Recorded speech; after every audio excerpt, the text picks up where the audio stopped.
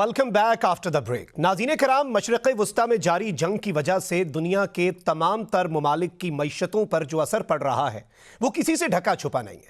और पाकिस्तान जैसी एक इकॉनमी जो कि एक स्ट्रगलिंग इकॉनमी है, पाकिस्तान की इकॉनमी पर भी इसके बहुत ही एक्सट्रीम किस्म के असरात जो हैं वो मुरतब हो रहे हैं। हुकूमत को हंगामी इक़दामात की तैयारी भी कर रही है। तेल की कीमतों के हवाले से भी तशवीश है, किसी भी लम्हे बढ़ सकती है। गवर्नमेंट रिलीफ की बातें कर रही है और इस सब के अंदर हुकूमत की पॉलिसी आखिर होनी क्या चाहिए, ये एक अहम तरीन सवाल है। इस पर बात करने के लिए मैं प्रोग्राम में ज्वाइन किया है माहिर मईशत डॉक्टर खाकान नजीब साहब ने। डॉक्टर साहब, thank you very much for your time. इस वक्त जंग के बादल तो मंडला रहे हैं और जाहिर बात है एक अनसर्टेनिटी भी है मुआशी सतह पर भी और जंग के हवाले से भी। तो इस सब के अंदर ये जंग तो टल नहीं रही। अगले कुछ हफ्तों में अगर हम देखें तो आपको क्या लगता है कि इसके जो असरात हैं वर्ल्ड इकॉनमी पर वो और कितने तबाहकुन होंगे? तो जो आपने बात किया ना कि असल बात तो यह कि इसकी ड्यूरेशन क्या होगी, कोई भी इसकी ड्यूरेशन जो है क्लियरली आइडेंटिफाई नहीं कर सकता। मेरी जाती राय या मुशाहिदा जो है कहता है कि जब से शुरू हुई है एटलीस्ट 4 to 6 वीक्स और थोड़ी सी डी एस्केलेशन और बातें डी एस्केलेशन की, स्टेट ऑफ हॉर्मोज से 20 जहाज का पास थ्रू होना, थोड़ी सी डी एस्केलेशन की बातें होना, एंगेजमेंट ऑफ द पार्टीज होना, वो जरूर शुरू हुई है। पर अब भी it can be another couple of weeks.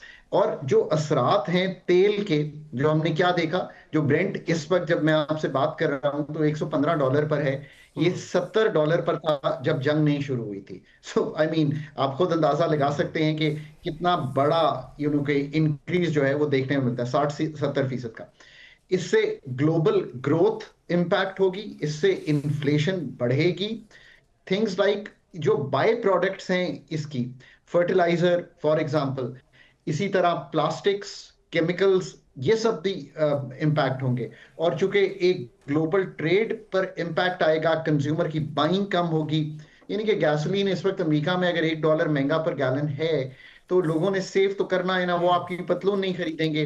Pakistan पे जो वो आपकी लिनन नहीं खरीदेंगे। सो एक्सपोर्ट चैनल पाकिस्तान का इससे डिस्टर्ब होगा। जो असल हिट है पाकिस्तान की वो है कि जो तेल 28 दिन के रिजर्व थे, तो पहला तो हमें यही समझना चाहिए कि रिजर्व 60-90 दिन के होने चाहिए थे, क्योंकि हम लॉन्ग टर्म काम तो आपको पता है कभी भी नहीं कर पाते। हालांकि कोविड के बाद ये डिस्कस हो गया था कि फॉर अ कंट्री 25 करोड़ का मुल्क है, आप 60 से 90 दिन के रिजर्व से कम $18 बिलियन की इंपोर्ट है। सो वो इंपोर्ट 250 मिलियन से $500 मिलियन माहाना की बुनियाद पर बढ़ जाएगी, डिपेंडिंग कितना तेल आता है और क्या कीमत पर आता है। सो एक तो ये इंपैक्ट है।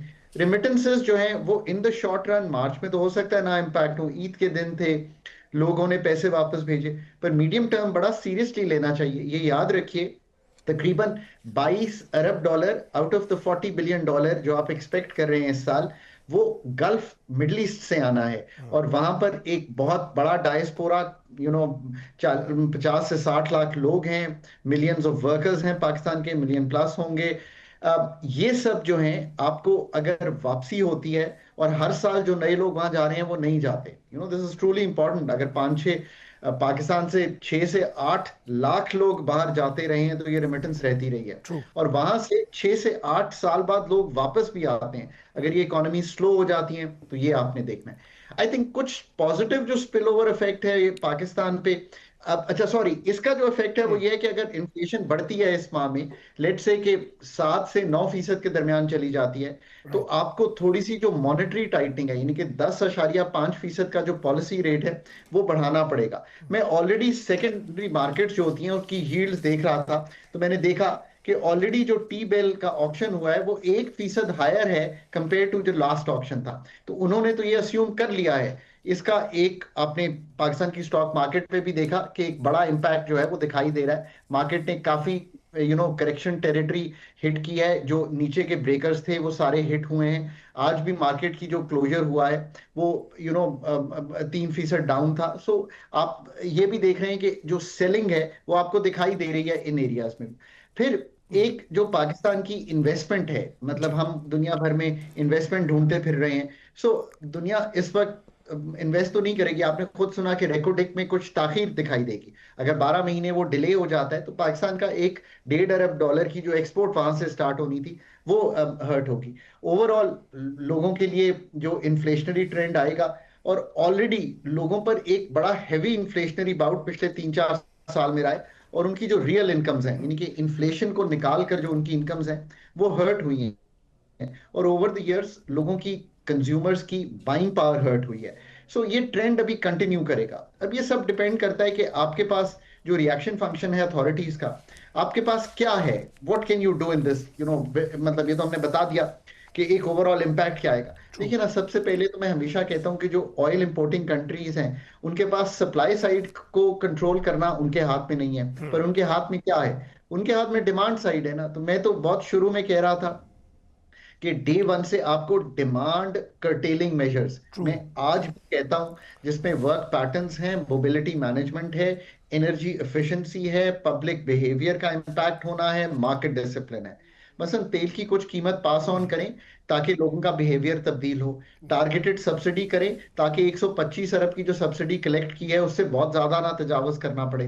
راشننگ کرنے کی ضرورت ہے تو ضرور کریں, الیکٹریسٹی بند کریں تھوڑے عرصے 2 گھنٹے کے لیے تاکہ آپ کی LNG سیو ہو. فرٹیلائزر کی قیمت بہت اوپر چلی گئی ہے, اگر فرٹیلائزر کے لیے گیس آنے والے ہفتوں میں پائیدار ہو جاتی ہے, نہیں ملتی ہے, سو کہاں سے گیس دینی ہے اس کا فیصلہ کریں. پھر یار یہ تو ڈیسائیڈ کریں نا کہ آپ کو تھوڑے ہارش میجرز, بیہیویئر اس ٹائم پہ تبدیل تو کریں نا. یہ کیسے کہہ سکتے ہیں آپ مجھے کہ نہیں ہم کمرشل مارکیٹس 12 بجے تک ہی کھلی رکھیں گے, لوگ اسی طرح مارکیٹس میں جاتے رہیں. That means you are not taking this seriously. آپ اس شوق کو اگر نہیں سمجھ رہے ہیں اور کنزیومر بیہیویئر نہیں تبدیل کر پا رہے, یار یہی دور ہے نا کہ آپ کو کنزیومر, جب ہم نے کیا تھا کہ ون ڈش پہ جانا ہے, کیوں کیا تھا کہ یہ کفایت شاری کریں اور لوگوں کو دکھاوا نہ کرنا پڑے شادیوں کے لیے, اور میں اگر افورڈ نہیں کر سکتا تو میری دل آزاری نہ ہو. سو اب یہ کہنا کہ نہیں ہم کمرشل بیہیویئر نہیں چینج کریں گے, کیسے نہیں چینج کریں گے یار. یہ کام ہے چاروں پروونشل گورنمنٹس کا, 6 بجے بند کرائیں تاکہ لوگ موبلٹی, لوگوں کا بیہیویئر امپیکٹ کریں. گورنمنٹ آن دیئر سائڈ میں کہتا ہوں سیریس آسٹیرٹی میجرز جو ہیں ان کو لینا چاہیے, جس میں یہ ہے کہ جو ٹرین پہ کیری کر سکتے ہیں فریٹ وہ میکسیمم کیری کریں. دس از ٹرولی امپورٹنٹ. آپ یہ فریٹ جو ہم کیری کرتے ہیں roads per, this is ڈیٹرمنٹل to the country. Long term measures کا سوچیں, اسٹوریجز بنانے کا سوچیں, لوکل پروڈکشن کو ریمپ اپ کرنے کا سوچیں. میں بھی دیکھ رہا تھا کہ جو منتھ آن منتھ ہماری گیس پروڈکشن ہے وہ is down compare to last month, تو اس کو ریمپ اپ کرنے کا سوچیں. یہ ہیں جو میجرز آپ کے ہاتھ میں ہیں. دیکھیے IEA جو انٹرنیشنل انرجی ایجنسی ہے, اس نے 10 نکاتی پروگرام بڑا سمپل دے دیا ہے, اس کو فالو کریں. پھر آخری بات یہ کروں گا کہ یار پرنسپل کلیئر رکھیں نا, پیپل کو سبسڈائز کرنا ہے. ہم پیٹرولیم کو سبسڈائز کرتے ہیں, ہم الیکٹریسٹی کو سبسڈائز کرتے ہیں. We make a mistake when we do this, جس کا مطلب ہے کہ late prices reflect reality for you and me, and let the support to the vulnerable house holds through the national socio economic جو ہمارے پاس registry کا data ہے, through that. اور پھر جہاں یہ ساری باتیں ہیں, لانگ ٹرم پاکستان کے لیے انویسٹمنٹ اپرچونٹی بن سکتی ہے, جو پیسے وہاں سے نکلیں گے گلف سے, اس کے لیے بارے میں سوچیں. اب اتنا بڑا ریاکشن فنکشن جو میں نے آپ کو گورنمنٹ کا بتایا ہے, اتھارٹیز کا بتایا ہے, اس کے لیے آپ کو teams of people put together کرنی چاہیے. اگر آج بھی نہیں کریں گے, میں ہر کانورسیشن کا جو اینڈ ہے وہ اسی پہ کرتا ہوں. پاکستان کا اصل مسئلہ اس ہیومن ریسورس کا ہے جو پبلک سیکٹر کی لیڈرشپ دکھائے, جو یہ سارے مسئلے جو میں نے آپ کے سامنے رکھے ہیں ان کو حل کر سکے. بالکل ڈاکٹر صاحب, یہ بڑا ایک ویلڈ پوائنٹ آپ نے ریز کیا ہے. آپ کو کیا لگتا ہے کہ گورنمنٹ کی طرف سے, ویسے ہم یہ خبریں بھی سن رہے ہیں کہ ایک سمارٹ لاک ڈاؤن اور اس طرح کی چیزیں جو ہیں ان پر کام ہو رہا ہے, I think it's already late, لیکن حکومت اگر یہ کرتی بھی ہے تو حکومت کو آخر کیا کرنا چاہیے, اور اس میں وقت کا ضیاع جو ہے آپ کو لگتا ہے کہ وہ بھی ہو رہا ہے؟ دیکھیے, ایک تو یہ ہے کہ فوری طور پہ ابھی لاک ڈاؤن کو شارٹ کر کے, مطلب آپ کو ریسٹرکٹ کرنا چاہیے بجلی کی فراہمی کو. آپ نے گیس کی فراہمی کو کچھ ریسٹرکٹ کیا ہوا ہے, اس کو جتنا ریسٹرکٹ کر سکتے ہیں وہ کر لیں. یہ 2 چیزیں تو آپ کو کرنی چاہیے. کمرشل ایریاز کو 6 بجے بند کریں, لوگوں کی موومنٹ کرٹیل ہو. کچھ پرائس پاس تھرو کریں تاکہ لوگوں کا بیہیویئر چینج ہو. اپنے جو آپٹکس کے لیے بھی یہ دکھائیں کہ آسٹیرٹی جو ریئل ٹرمز میں ایکسپینڈیچر کے کٹس ہیں، جس کا کیا مطلب ہے کہ جو فائنانس ڈویژنز ہیں اور فائنانس ڈویژن فیڈرل بھی پروونشل بھی وہ جاری کریں کہ اگلے 4 ماہ میں کیا سیونگز چاہتے ہیں وہ فرام جو رننگ آف دا گورنمنٹ ہے. اسی طرح civil and on the judiciary side, on the military side, جو بھی لیڈرشپس ایگزسٹ کرتی ہیں وہ یہ ایکشنز لیں تاکہ آپ کو ایکچوئل سیونگ دکھائی دے. یہ کریں. اگر اس سے بھی آپ کو یہ لگتا ہے کہ ذخائر ایسے نہیں ہیں تو پھر آپ کو سیٹرڈیز کو ابھی روک کر سنڈیز کو ایٹ لیسٹ جو ہے جو گاڑیاں ہیں ان کو ایون آؤٹ کر دیں، just to kick of the process. اسی طرح جو بہت پاس تھرو ہے پیٹرول کا جب کریں گے تو جو موٹر ویز ہیں ان پہ اور ریسٹرکٹ کر دیں، جیسے کہتے ہیں نا سپیڈ لیمٹس کو، تو لوگ شاید جانا کم ہو جائیں گے. سو ٹیک دوز ایکشنز. لوگوں کو آ کر ایجوکیٹ کریں کہ یار اپنا بیہیویئر تبدیل کرنے کی ضرورت ہے. میں آج بھی دیکھتا ہوں ریسٹورانٹس اسی طرح چل رہے ہیں پر اسکول بند کر دیے. آئی مین we have to think commercial areas اسی طرح چل رہے ہیں پر اسکول بند کر دیے ہم نے. اسکول بند کرنے کا میں حامی ہوں 31 مارچ تک. وہ میں اس لیے ہوں کہ عید کے دن تھے، اسپرنگ کی ویکیشن تھی، وہ ارلی لے لی ہیں. پر یہ نہیں میں کہہ سکتا کہ میں کمرشل ایریاز بند نہیں کروں گا، میں ریسٹورانٹس بند نہیں کروں گا، میں باقی ایکٹیویٹی تھیٹر کی بند نہیں کروں گا، پر میں بچوں کی اسکولنگ جو ہے اس کو ریسٹرکٹ کر جاؤں گا. I mean, really, that is the thought process we have in the country. I mean, come on. So, یہ سارے کام کریں. اور اس کے بعد جو پور کو پروٹیکٹ کرنا ہے اس کے لیے جو ڈائریکٹ سبسڈی کا میکنزم بیسٹ میں ایگزسٹ کرتا ہے اس کو پوری طریقے سے یوز کریں. اور یہ بھی یاد رکھیں کہ یہ آپ کو میجرز جو ہے نا Day 2 پہ لے لینے چاہیے تھے. تیل کی قیمت اوپر رہے گی آنے والے دنوں میں. پاکستان کو مطلب آنے والے دنوں میں اگر تو اوپر رہی اگلے 4 ماہ تو یہ تقریباً میرا خیال ہے 1.5 سے 2 ارب ڈالر زائد پے کرنے پڑیں گے اس تیل کو منگوانے کے لیے. سو اس کا کوشچن کس طرح بلڈ کرنا ہے، that will become very very important. اور پھر governments have to led by real example, backed by regulation and targeted support. This is the over all frame work جو اس وقت حکومت کو بنانا ہے. پھر لانگ رن کے میجرز بھی آج پلیز دکھا دیں. مطلب میں بار بار کہتا ہوں کہ جو بھی کرائسس آتا ہے اس میں سے جب ہم نکل جاتے ہیں تو ہم بھول جاتے ہیں کہ ہمیں کیا کرنا تھا. تھر کول ہو، پاکستان کے سندھ بیسن کے نیچے جا کے ہائیڈرو پہ کام کرنا ہو، ای وی پہ موو کرنا ہو، ڈیمز کو کمپلیٹ کرنا ہو. مطلب یہ تو وہ چیزیں ہیں نا، ریل لنک بنا کر جو فریٹ کا ٹریفک ہے وہ اٹھانا ہو، پائپ لائن سے تیل کو کیری کرنا ہو. یار یہ دکھا دینا آپ کہ یہ کرنا ہے. اسٹریٹجک ریزرو 60 سے 90 دن کے بلڈ کرنے ہوں. اب یہ مطلب ہم نے کب کرنی ہے یہ کام؟ پاکستان کا انرجی سیکٹر یہ جو اس وقت جس چیز سے گزر رہے ہیں اس میں ہم سے یہ مانتا ہے کہ ہم یہ سارے کام جو ہیں اب کر کے دکھائیں کہ دس is what we have done, کہ ہم استوار کر سکیں. سپلائی سائڈ کو ہم بہت کانسنٹریٹڈ تھے، ایل این جی بند ہوئی، اس سے ہمیں نقصان ہوگا، ہمارے کارگوز نہیں آئیں گے. So what do you want to do? آئی مین اس کو دکھا دیں کہ ہمارا یہ طرز عمل یا لائے عمل ہوگا. یہ ایکشن فنکشن اگین حکومتوں کا ہی ڈٹرمن کرے گا کہ لوگوں کو کتنا آپ شیلڈ کر سکتے ہیں اس چیز سے. پھر کراچی پورٹ پہ ایک اچھی اپرچونٹی ملی ہے، بہت سے ٹرانس شپمنٹ وہاں سے موو کی ہیں. اس کو اسٹرکچرلی تبدیل کریں، مطلب جو ان کا ٹائم پیریڈز ہیں، جو ان کی کاسٹنگ ہے، جو ان کی ویئر ہاؤسنگ ہے، جو ان کی لاجسٹکس ہے، تاکہ یہ اس لیے نہ ہو کہ گلف ختم ہوا ہے تو ہم نے اس کو یوز کر لیا اور جب گلف دوبارہ کھل جائے گا تو پھر کراچی پورٹ ول come back too much under utilization. سو اس پہ کام کریں. دیکھیے آل this that I have talked about, میں نے حکومت میں چھوٹے بھی ٹائم پہ اسٹرکچرز کی تبدیلی کی گفتگو کی ہے. اگر یہ سارے کام ہم نہیں کریں گے اور پھر بھی اسی طرح اپنے اسی طرز عمل پہ زندگی کو کاٹتے رہیں گے تو پھر خسارے جو ہیں وہ ہر طرح سے بڑھتے رہیں گے اور جو ٹیکسز ہیں وہ زیادہ لگانے پڑیں گے اور انرجی کی کاسٹ اوپر جاتی رہے گی اور یہ ہماری کمپیٹیٹیونیس کو ایروڈ کرتی ہے. یہ بھی یاد رکھیے جب امریکہ کا کنزیومر 1 گیلن پہ $1 زیادہ دے رہا ہوگا تو وہ اس طرح سے آپ کی چیزیں نہیں خرید رہا ہوگا جیسے وہ پہلے خریدتا تھا. یہ آپ کے لیے ایسی ہٹ ہے جس کو آپ کو ایکسپورٹس کو مینیج کرنا پڑے گا. اب یہ ایکسپورٹس کی مینجمنٹ آپ کس طرح کریں گے یہ بھی آپ پہ ڈیپینڈ کرتا ہے. مطلب how are you going to manage this? اگر آپ کاسٹ پہ مطلب کرنا چاہتے ہیں تو پھر آپ کو اپنا کاسٹ آف ڈوئنگ بزنس ٹھیک کرنا پڑے گا. یہ بہت ہی آئی تھنک ڈیپر ریفارمز ہیں جو پاکستان کو اس टाइम पीरियड में कर गुजरने चाहिए। बिल्कुल, ये इम्पॉर्टेंट भी है। डॉक्टर साहब, इख्तिताम पे आपसे एक कमेंट ज़रूर लूँगा। देखें, चैलेंजेस तो बहुत ज़्यादा हैं, लेकिन क्या इसमें आपको लगता है ट्रेड कॉरिडोर्स और दीगर मामलात को अगर हम देखें तो अपॉर्चुनिटीज़ हैं, और अपॉर्चुनिटीज़ भी अगर they are knocking at your door तो आपको वो पोटेंशियल टैप करना पड़ता है ना, तो उसमें भी आपको पॉजिटिवली रिस्पॉन्ड करना पड़ता है। अपॉर्चुनिटीज़ तो आती रहती हैं, तो उस ज़िमन में पाकिस्तान को क्या करना चाहिए? सर्टेनली यार, अपॉर्चुनिटीज भी हैं। मतलब देखिए ना, कराची जो है अगर ट्रांसशिपमेंट का हब बनता है तो ये बहुत बड़ी अपॉर्चुनिटी है पाकिस्तान के लिए।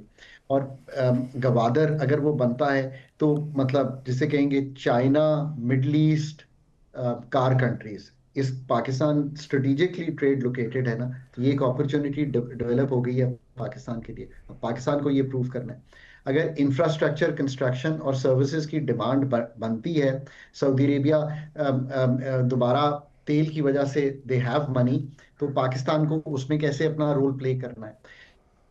फूड प्रोडक्ट्स, पाकिस्तान कैसे हब बन सकता है मिडल ईस्ट के लिए, और अगर इतने अच्छे ताल्लुकात हैं अभी, इकोनॉमिक डिप्लोमेसी, इसको कैसे बढ़ाएं, फॉरेन डिप्लोमेसी की है, इसको कैसे यूज करें, कंस्ट्रक्शन रिलेटेड गुड्स, सो अपनी इंडस्ट्री को कैसे प्रॉप अप करें। Additionally defence exports and military cooperation, certainly जंग के बाद लोग प्रॉप अप करेंगे पूरे गल्फ रीजन में, सो पाकिस्तान उसमें कैसे बन सकता है। जो हमारा डायस्पोरा है उसकी targeted investment into Pakistani bonds and not real estate. Please be clear, real estate is a dead investment, it's an unproductive investment. Into Pakistan bonds, Pakistan stock market, या रियल मैन्युफैक्चरिंग या real corporate agriculture, that is what we want payments to come. इसी तरह जो logistics की connectivity है, rail अपना कैसे ठीक करेंगे ताकि ट्रेड कॉरिडोर को सपोर्ट कर सके। In the medium term of course जो हमारी कॉपर, गोल्ड और क्रिटिकल मिनरल्स हैं, वो ये वक्त तो 6 महीने 8 महीने शायद डिले हो जाएगा, पर उनको प्रॉप अप करने के लिए हम क्या कर सकते हैं। देखिए, जो रेमिटेंस की हद तक का टेक है वो बहुत इंपॉर्टेंट होगा कि अगर वर्कर्स वापस उस तरह नहीं जा सकते, तो अगर 1 से 4 अरब डॉलर के दरमियान कहीं सालाना की बुनियाद पर हिट होती है तो उसको कैसे संभालना है, that will become very important. So क्या हम ज्यादा ट्रेंड लोग बाहर भेजेंगे, हम साउथ अफ्रीका की तरफ देखेंगे, हम अमेरिका या ईस्ट एशिया की तरफ देखेंगे, that becomes very important. So strategic जो टेक अवे है इसमें वो ये है कि ये जो शॉक है इससे एक्सटर्नल डिमांड और रेमिटेंस फ्लो जो है वो इम्पैक्ट हो रहा है। हमें अपना लोअर करना है cost of doing business by becoming efficient, और हम ताकि इससे फायदा उठा सकें अपनी फूड प्रोडक्ट्स, कंस्ट्रक्शन प्रोडक्ट्स बाहर बेचने के लिए। और हमें फाइनेंस जो है इन एरियाज में लाना है जो कि एक्सपोर्ट ओरिएंटेड हो। ये एक ओवरऑल पाकिस्तान का इस वक्त का फ्रेमवर्क है। इस फ्रेमवर्क में पहले निकल जाने के लिए जो शॉर्ट टर्म हमने डिमांड की बात की है, जिस तरह हमने लोड शेड की बात की है, एनर्जी कंजर्वेशन की बात की है, एनर्जी एफिशिएंसी की बात की है, और लोगों के बिहेवियर को तब्दील करने की बात की है, ये सारी मैनेजमेंट। और इन द एंड पाकिस्तान, मैं हमेशा कहता हूं कि असल जो क्राइसिस है पाकिस्तान में, जो असल चैलेंज है, वो पाकिस्तान का ह्यूमन रिसोर्स की लीडरशिप, प्रोफेशनल लीडरशिप का है। जब तक इस चैलेंज को हल नहीं करेंगे तो जो बातें मैंने 15 मिनट में एक्सप्लेन करने की कोशिश की है, इसके जो 5 पर्चे हैं वही पाकिस्तान को स्ट्रक्चरली तब्दील कर सकते हैं। In that's Pakistan way forward. Exactly, Pakistan का जो वे फॉरवर्ड है उस पर उम्मीद हम यही कर सकते हैं कि जो पॉलिसी मेकर्स हैं वो चीज़ों को देखें, और जो शॉर्ट टर्म चैलेंजेस हैं उन्हें भी और लॉन्ग टर्म भी। डॉक्टर खाकान नजीब हमारे साथ मौजूद थे। नाज़रीन इकराम, इसी के साथ मखदूम शहाब को इजाज़त। अल्लाह निगहबान, पाकिस्तान जिंदाबाद।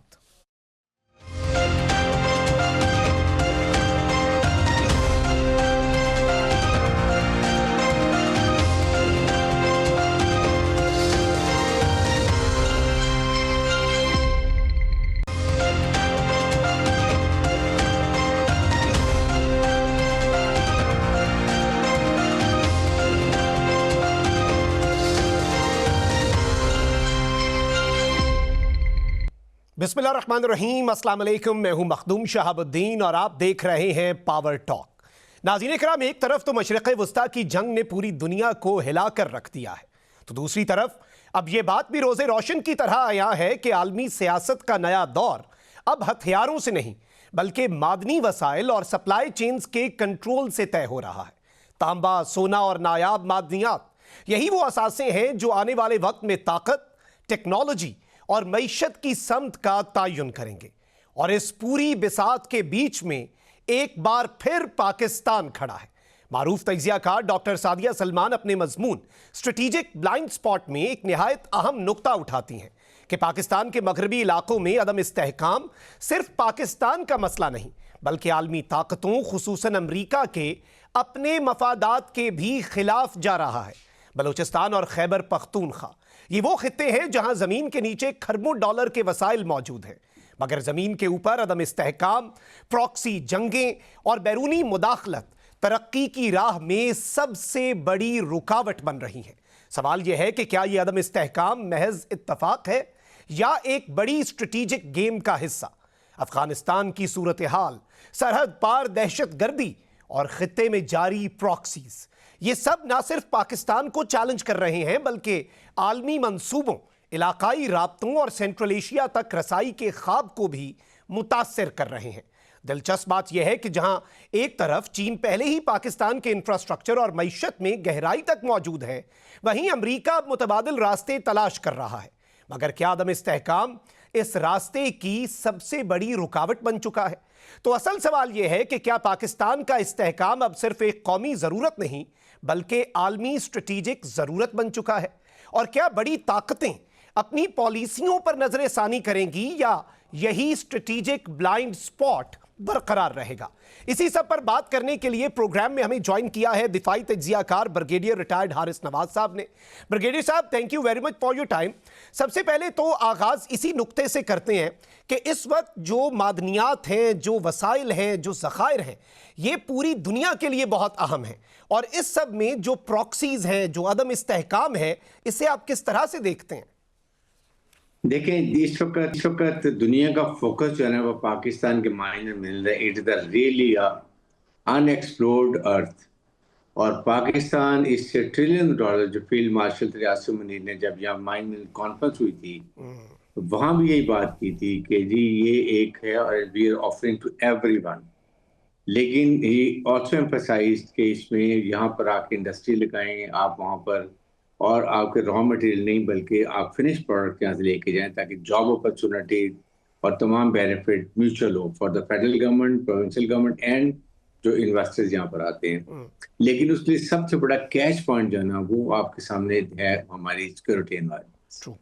और इसमें जाहिर है कि चाइना पहले से यहाँ पर काफी वर्क कर रहे हैं। And now you seen the American president interest, he has shown lot of interest कि मेरी वहाँ पर ऑफशोर भी करेंगे और उसके बाद बलूचिस्तान में आके माइनर मिनरल्स के लिए बहुत काम करेंगे, because it is really unexplored gold which is left over there.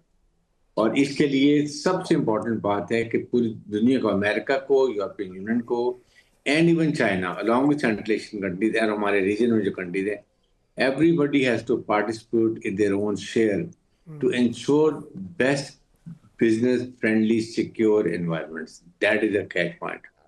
बिल्कुल। और इसके लिए जी बताइए। जी, इसमें जो बलूचिस्तान और खैबर पख्तूनख्वा में हम देखते हैं, जिस तरह से आपने भी ये नुक्ता रेज किया कि एक बड़ा अनटैप्ड पोटेंशियल है, and it is very important for Pakistan and the world powers as well, दुनिया की आलमी ताकतों के लिए भी। तो इस सब के अंदर जो इस वक्त अदम इस्तेहकाम पैदा करने की कोशिशें हैं, सबसे पहले तो उनके हवाले से बताइएगा कि जो केपी और बलूचिस्तान में है, ये इंटरनल मसला तो नहीं है, इसके पीछे तो फिर जाहिर बात है एक बैरूनी हाथ है, तो इसमें आलमी ताकतें। जी, इसमें देखिए ना, बात ये है कि वी नो कि ये इंटरनल तो पाकिस्तान की मुसल्लह फौज, फील्ड मार्शल रियासत Munir, chief of defence force, उनकी क़यादत बहुत ही इम्पोर्टेंट। और उसके बाद आप देख लें कि 200 से 250 इंटेलिजेंस बेस्ड ऑपरेशन हम कर रहे हैं। उसके बाद फील्ड मार्शल ने ये बात भी की कि हम इसके लिए हर किस्म की शहादत और इसके लिए कुर्बानी देने के लिए तैयार हैं, बिकॉज ये नेशनल इशू है और फौज इस पर कभी दरेक नहीं करती है कोई भी कुर्बानी देने के लिए, और दे रहे हैं, ठीक है। लेकिन इसके लिए फिर बात ये कि it is not only Pakistan issue, it is regional and international issue. जब अमेरिकन यहाँ से गए हैं तो जाते हुए $7.2 बिलियन का वेपन हमने छोड़ के चले गए। उसके बाद वहाँ पर उनको फंडिंग भी हर हफ्ते के हिसाब से फंडिंग हो रही है, $30 to $40 मिलियन उनको वहाँ मिल रहे हैं। اور پھر illegitimate گورنمنٹ ہے. تو سب سے امپورٹنٹ ایشو یہ ہے. And I think اس میں امریکہ European can play a very major role along with China and یہ ایران ہمارے ساتھ ہے, اور اس کے بعد سینٹرل کنٹریز رشیا انکلوڈیڈ, کہ یہاں پر اگر پولیٹیکل انکلوسیو گورنمنٹ آ جاتی ہے, ایتھنک بیلنس گورنمنٹ آتی ہے, اور یہاں پر جو ایک جمہوری الیکشن کیے جاتے ہیں, افغان عوام اپنی مرضی کی حکومت دے آتی ہے, you C that bridge is made easy, پھر پرابلم ہی ختم ہو جاتی ہے. یہ جو وہاں پر ٹولہ بیٹھا ہوا ہے 14-15 کا, they are minting money, they have no interest in development of Afghanistan, they are not interested to have a peace in Afghanistan, کیونکہ نہ ہزارت کی وہاں پر ساتھ شمولیت ہے, نہ ازبکس کی ہے, نہ تاجکس کی ہے, اور پھر وہاں پر اور سیکشن جو ہیں وہ بھی ان کے خلاف کھڑے ہوئے ہیں, اسٹوڈنٹس وہاں پر جو ایک فرنٹ چل رہا ہے وہ بھی ان کے خلاف کھڑا ہو رہا ہے. تو یہ اس کی وجہ سے ڈسپلن, جب تک افغانستان پیسفل نہیں ہوگا, let me tell you, Balochistan اور یہ ہمارا کہ ویسٹرن دونوں فرنٹ جو ہیں یہ پیسفل نہیں ہوں گے. اگر یہ پیسفل نہیں ہوگا تو ہمارا بلوچستان پیسفل نہیں ہوگا. بلوچستان پیسفل نہیں ہوگا اس کا مطلب ہم گوادر پورٹ آپریشن نہیں کر سکتے ہیں, اور ہمارا سیپیک نہیں بند کمپلیٹ ہو گیا. It is the biggest interest of central Asia, Iran, Pakistan, China and America and all other investors company جو interested ہیں. اس کے لیے Pakistan has been doing many time, ہم نے ان کو بتایا, امریکنز کو بھی, چائنیز کو بھی, لیکن چائنیز افغانستان میں بھی بہت ارسن بزنس نکال رہے ہیں. وہاں چائنیز کوئی نہیں آج تک مارا گیا, لیکن جو ہی بلوچستان میں کام شروع ہوتا ہے چائنیز آتے ہیں یہاں پہ مارنا شروع ہوتا ہے. دیٹ مین کہ انڈیا جو پراکسیز کو یوز کر رہا ہے, انڈیا نہیں چاہتا, اور ایک دو اور ممالک بھی ہیں میں بھی, خلیجی ممالک بھی, جو نہیں چاہتے کہ پاکستان اس گوادر پورٹ کو پریشر کرے, اور اتنی بڑی انٹیپڈ ریسورسز کو ہم اس کو ایکسپلائٹ کریں, اور یہ mutually beneficial who for the whole, for ہمارے ریجن کے لیے بھی, ہمارے پاکستان کے لیے بھی, اور اس کے بعد جو انویسٹرز ہیں ان کے لیے بھی. تو اس کے لیے we need to have a کوآرڈینیٹڈ comprehensive plan. سب سے پہلے تو ہمیں سینٹرل ایشیا کی سیکورٹی چیفز کو, China, Pakistan, Iran, we have to sit down with Afghanistan and we push them how we can improve the secure environments in Afghanistan. اس کا حال یہ ہے کہ وہاں الیکشن ہو, نئی حکومت آئے جو کہ اس کو دنیا ریکگنائز کرے, سفارتی تعلقات قائم ہوں, and the bridge is made easy. It's very very simple. اس کے لیے یہ ایک حال ہے. سیکنڈ رہ امریکن کو کہا جائے کہ آپ ان کو جو فنڈنگ کر رہے ہیں وہ بند کر دیں, آپ ایپل ایمونیشن وہ ان سے واپس لیں. ہم نے بہت پاکستان کے, یقین کریں, field marshal the way he is working, it is unbelievable. Not only domestic, all over international. یہ بھی آپ دیکھ لیں, یہ جو ایشو چل رہا ہے ایران کا اور امریکہ کا اور اسرائیل کا, وہاں پر آپ دیکھیں کس طرح کے بیک چینل سے پاکستان اس وقت گلوبل فوکس میں آیا ہو. ان چیزوں کو اس وقت, اس کے بعد آپ سامنے جو اور انٹرنل ایشوز ہیں, کمیونٹی ڈپلومیسی میں دیکھیں کیا کر رہے ہیں, اور فورن آفس ڈپلومیسی میں دیکھ لیں, فورن ڈپلومیسی میں دیکھیں, اور ساتھ انٹرنل جو لڑائی چل رہی ہے, ان ساری چیزوں کے اندر the whole nation has to come together. Balochistan is with us. KPK میں لیو کام رسپانس ہے, وہاں پر بھی اب گورنمنٹ کو چاہیے کہ they should understand کہ ہمیں وہاں پر کیا ریکوائرمنٹ ہے, ہمیں اس کو لے کے کیسے چلنا ہے. It is, آپ دیکھیں پاکستان کو عوام کے لیے how much it is going to support, کتنا بڑا عوام کے لیے فائدہ ہوگا. جب آپ ایک دیکھیں, ایک بات یاد رکھیں, آپ ایک واحد اسلامک نیوکلیر ملک ہے. نمبر 2, آپ کی فوج بہت trend and commanded by inspiring field marshal. Number 3, آپ کی جیو اسٹریٹیفکیشن بہت اچھی ہے, you get lot of advantage, اور گوادر پورٹ کی وجہ سے بھی. اور اگر سی پیک بن جاتا ہے تو آپ کو اکنامک جو جمپ ملے گا, آپ سوچیں پورا یہ رشیا, سینٹرل ایشیا, اور اس کے بعد بلوچستان, افغانستان پیسفل, بلوچستان سے تھرو کنیکٹیوٹی ہوتی ہے, اور ہم افغان پور سے پورا مڈل ایسٹ افریقہ کی منڈی ہمیں مل جاتی. اس سے جو ہمیں یہ اکنامک جب ملے گا, آپ سوچیں جب ہم اکنامکلی پراسپر کریں گے, بینگ اسلامک نیوکلیر کنٹری اور لڑاکا فوج, تو ہمیں اپنے فیصلے اپنے ملکی مفادات میں کریں گے. We will not compromise IMF World Bank کی جو کنڈیشن ہوتی ہے.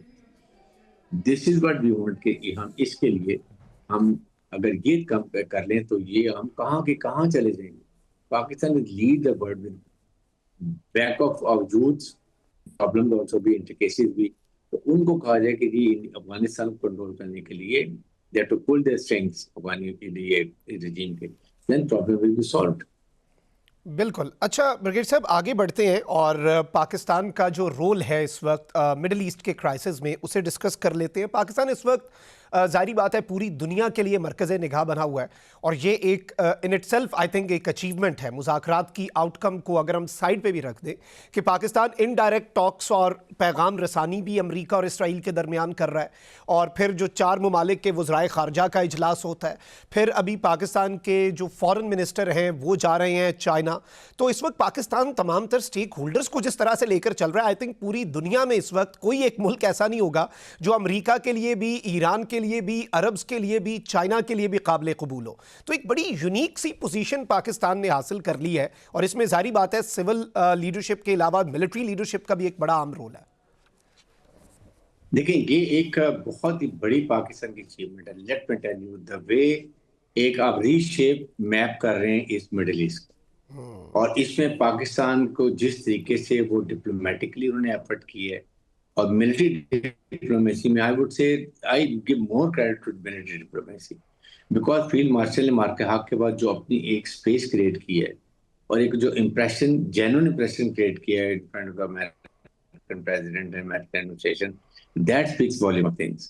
اور اس کی وجہ سے آپ یہ دیکھیں کہ اب اس وقت آپ جو نتن یاہو کی ساری پلان ہم نے الٹ کر کے رکھ دیے ہیں اور 4 وزیر خارجہ کی یہاں کانفرنس ہو کے آ رہی ہے اور اس پہ یہ دیکھیں نا ایک نیٹو کے ترکیہ نیٹو کے ہیں ممبر, پھر اس کے بعد مڈل ایسٹ کے سعودی عرب ہے, دین آپ ایکویلیبریم کے لیے آپ کہتے ہیں آپ نے ایجپٹ ہے, and then Pakistan is already in this region کو کرتا ہے, and China is the back bone in the behind, they are doing a great job. یہ بہت بڑا وہ پیچھے ہمیں سپورٹ کر رہے ہیں. ان چاروں چیزوں کو دیکھیں دین سی کے ورڈ کہ پاکستان ایک لیڈ کر رہا ہے ان پورے جو آپ کے سامنے جو حالات ہو رہے ہیں اس کو آپ دیکھ لیں کس طریقے سے کر رہے ہیں کہ ہم اس کو بیک ڈور چینل سے لے کے اس کو ڈپلومیسی کو لے کے چل رہے ہیں. کنوینگ چائنا بھی, یہ امریکہ بھی ٹرسٹ کر رہا ہے, ایران بھی ٹرسٹ کر رہے ہیں. پریزیڈنٹ ٹرمپ نے ہمارے فیلڈ مارشل تھے کتنی دیر بات کی, امیجن کریں. This shows lot of trust in president کا ہمارے فیلڈ مارشل کے اوپر. اس کے بعد سیکنڈ یہ کہ آپ اس کو شاک کر رہے ہیں. پھر آپ دیکھ لیں کہ ایک اسٹریٹ آف ہرموز سے اب پاکستانی فلیگ کے ساتھ کتنے آئل شپس نکل رہے ہیں. اس سے آپ دیکھیں کتنا بڑی بات ہو رہی ہے. اس کے نتن یاہو کو اس سے کتنا وہ اپسیٹ ہوا ہوا ہے. اس کے سارے پلانز جو ہیں کہ جی مڈل ایسٹ کو آپس میں لڑا دو, ایران اور مڈل ایسٹ آپس میں لڑ پڑیں, سیلف ڈسٹرکشن کر لیں, اور جو اس کا خواب ہے ایران کا, اسرائیل کا, گریٹر اسرائیل کا, وہ بڑے آسانی سے پورا ہو جائے. وہ ہم اور اس پہ Pakistan playing a major role I would say. اور یہی پاکستان ہم نے امریکہ ایران کو بھی اور مڈل ایسٹ کو بھی بتائی کہ please don't have any sectarian clash کو بچاتا ہے.